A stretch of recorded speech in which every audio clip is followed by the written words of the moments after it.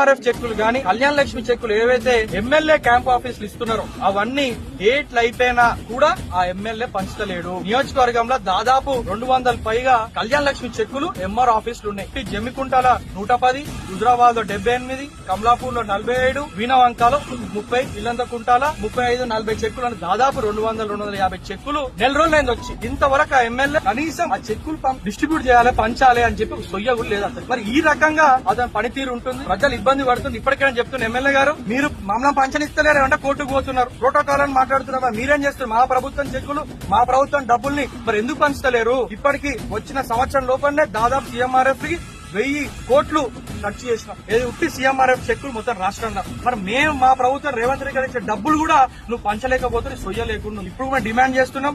లబ్ధిదారులందరూ చాలా వచ్చి ముట్టడి చేస్తారు.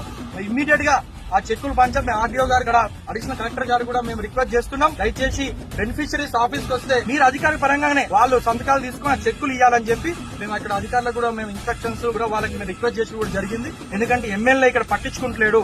నియోజకవర్గాన్ని వదిలేసి అతనికి ఏమంటే రీల్స్ ఆల్రెడీ తెలుసు, సూసైడ్ స్టార్ అతను రీల్స్ లో కనిపిస్తారు కానీ రియల్ లైఫ్ లో మాత్రం ఏ ఒక్క పని చేయడని చెప్పి